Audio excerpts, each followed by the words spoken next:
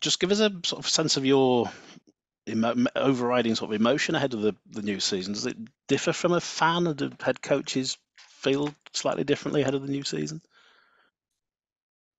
Oh, I'm not too sure. I guess I've been riding the day-to-day sort of grind and process through the preseason, which has been really enjoyable. Clearly, you do it all for that performance on game day, but as a head coach, I think you're preparing for round one, but you're also preparing for the marathon that's ahead. And we know it's going to be a long, tough season, but we're just super focused on Friday night, getting out there and getting started. Has there been a moment during pre-season that you can point to and think, well, that was when we were ready. That was when I thought we were ready. Oh, really difficult. I think when you're speaking about so many individual players that make up a team, some players I think after 2 or 3 weeks of training they're ready to go and they're probably ready to play. Other guys are much earlier in their journey, so that they need the 3 to 4 months to get even close to being ready in round one. So I feel each preseason fixture has been a beneficial one for us, and we've taken little steps forward. We know we've got a long way to go, and a real competition match is another level yet of intensity that you can't replicate in the preseason. So we've got to be as ready as we can be on Friday at 8 o'clock, and then rip into it and give it our best. And in the run-up to this season, you've spoken previously about the new culture that's been generated by that new group there. How would you define that? I think a lot of it actually started last year. There was a lot of growth among key players going forward. There was contract extensions for players like Cameron Smith and Ash Hanley and those types of guys that will be around the club for a long time to come. The growth and development and the challenges that those guys had last year was actually, I think, a real foundation for some of the shift around the culture and the environment that we've had this preseason. The new players that have come in have gradually arrived and not all arrived on the same day, which was kind of a real positive for each of them to integrate into, a way of doing things that we'd set in stone before any of them arrived this preseason. So they've added to it as it's gone. And culture and environment development it's an evolution. It's never stationary. It's always moving. So we're striving to make it a good place to be every day and taking it forward each day.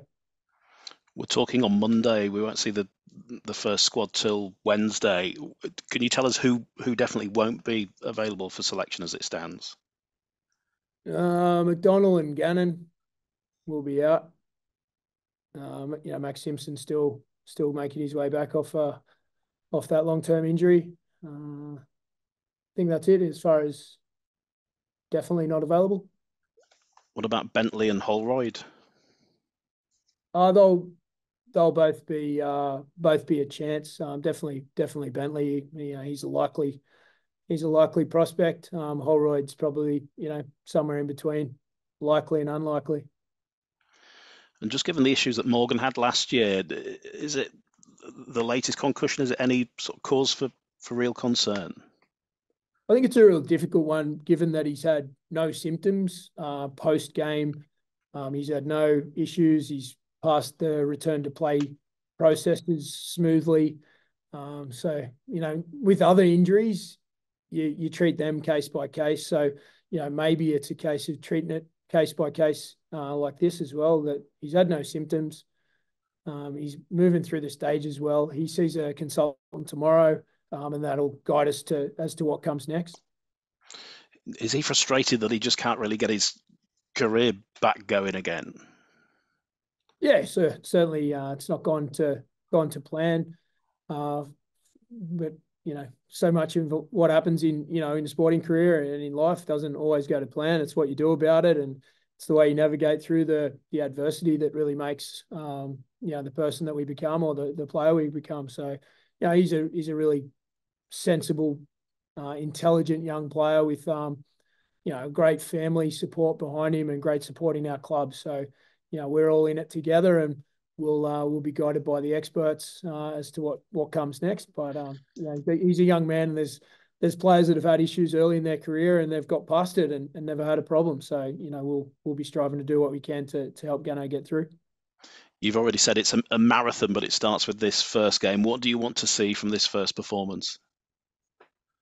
Oh, I'd love to see, a bunch of stuff that we've practiced coming out into existence in reality. But, games don't always go that way, and particularly early in the season and a bunch of new rule interpretations and whatnot. So the number one thing and the non-negotiable part is to play together and to be very competitive and ready to battle. That's the number one objective for this weekend. Have you got a sense of what you're going to expect from Salford? Yeah, I expect a high energy team that are very well coached and they're brave in the way that they play. They showed, some alterations to how they've played previously in their match against St Helens, but they only had their key players on the field for sort of half a game or so. They also, the bounce of the ball went the other way that day. Scoreline sort of wasn't a reflection early in the piece, at least. Paul coaches his teams to compete. They're brave. They back themselves, and we'll expect that. And we need to certainly be ready to combat that. And all coaches will be asked whether they want to make a good start. I mean, it's an obvious question because no one's going to say they want to make a bad start. But how important is it just to try and hit the ground running?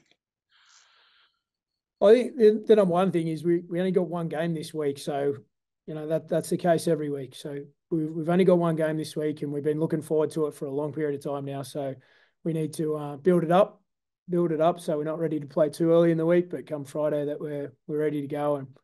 And it's a first opportunity for 5 or 6 new players to play for the Rhinos. So it's a really important day for us to play well and play together. And just lastly, for me, they'll have their new faces out as well, and a fair bit may be made about Nene McDonald's return to Headingley. Are you able to sort of say how it was left between you two and whether you might catch up with him on Friday? No, I'd probably just rather leave that one. There was an agreement in the end by the club and Nene's management to part ways, and I haven't heard or seen anything since. So we're just professional people moving on. Paul Momorovsky is back, I understand. How's he looking? Yeah, he looks good. He's moving well at training today, and he's integrated back into Leeds well. Was today's first training session back from since his trip home? Yeah. Obviously, he's not played in pre-season. Is he penciled in for Friday? Yeah, he's penciled in. Sorry? Yes, he is penciled in.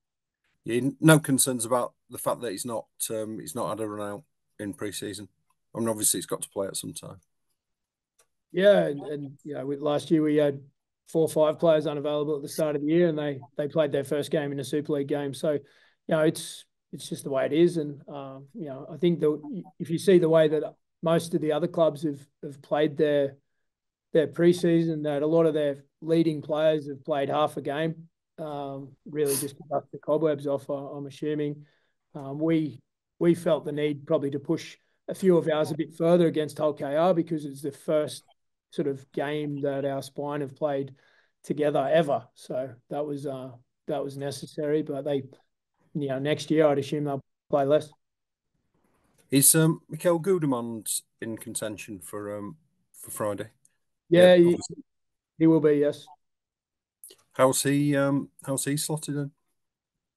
He's made a great transition to the UK. He was adamant he wanted to come to the UK at some point and really challenge himself at a big club. And his relationship with Justin has been really helpful. Justin's helped him integrate and helped him with the language. But I think Mikel speaks better English than a lot of us English-speaking people. So he's fit in really well. He's a fit, very competitive person and very intelligent. So he picks things up quickly, and looking forward to him getting started as a Rhino. I suppose it helps having your director of performance being able to speak French as well.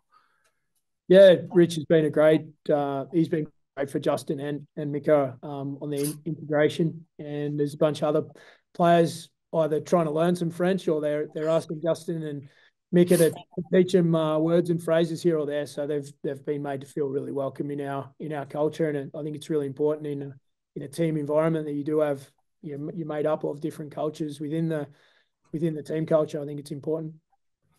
And just lastly, Alfie Edgell had a bit of a hamstring, I think. Is he recovering well? Yeah, he's going well. He's back in full training. I know that every coach would say, feel confident and about what's to come.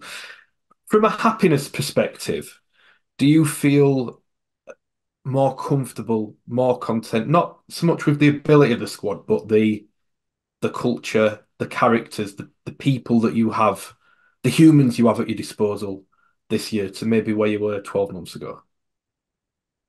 We've got a great group of people that are really working well together, staff and players. The way that the new players were welcomed in to the group by the existing players has been excellent. The way that some young players out of our scholarship and academy have joined our group and fit in seamlessly. There's a bunch of people trying to get better and helping each other get better. So I'm really positive about our growth to date. Each of the players that we recruited was, sort of screened heavily, both as player and person, to make sure that we were doing our due diligence to help them fit in and for them to understand what their role and role on and off the field was going to be. So to this point, we've done well, but obviously we've got a ton of battles to come up and lots of pressure to play under, and that's when you really get to know each other and to know your group. How much progress do you think has been made on the culture front with the development of existing players, and their maturity, but also the new guys that have been brought in? I think if you could actually find a measuring stick for culture, I mean, you can measure it against rules or regulations or whatnot, but in the end, it's a feeling, it's a way of thinking, it's a way of doing things that you can't find a numerical number to compare it against. But it's going in the right direction. I feel good about where it's going. I feel the ownership of the players is far, far further down the track this year than it was previously. And the staff, as I've mentioned in a few other interviews recently, the staff we had last year, all great people, all great at what they do, but we were new as a staff, so we've worked each other out a little bit, and we've defined our roles clearer, and we're better ready to support our players this year to another level, and the players are really taking ownership of what we're asking them to do, which is a good place to be. I appreciate, just finally, this might be hard to articulate, but you said it, culture is a feeling. Can you sort of explain what feels better than it did do previously? That's probably a question for the players or for other staff, really more than myself, because I can only comment for me. Other people and their actions and behaviours don't really influence me. I control how I feel, but if you're looking from the outside, which I do, when players are in the gym or whether they're having coffees or whatnot, or in and around training, I'm looking from the outside and I'm seeing a group that are invested in talking to each other. They're not on their phone, sat in a circle each on their phone scrolling. They're playing chess, or they're playing darts, or they're playing cards, or they're talking to each other, or they're having a meal or a coffee together and really engaging in conversation. I think those types of sort of attitudes or behaviours or ways of doing things, I think that's the way that I look at it. And it's been pleasing the way that they're spending time together. We spent 5 days away in Portugal in December, and that was a real point of growth. And just to see how people weren't on their phone, they were just enjoying hanging out, which for young people in the modern world is is not a common thing, and they weren't asked to stay off their phone. There was just they're enjoying each other's company, and we need to compete. We need to be tough and brave and give everything we've got out in the field now. But we've got a foundation of connection off the field and belief in what we're doing. So there's a good chance for the players to take ownership and let it rip on the weekend.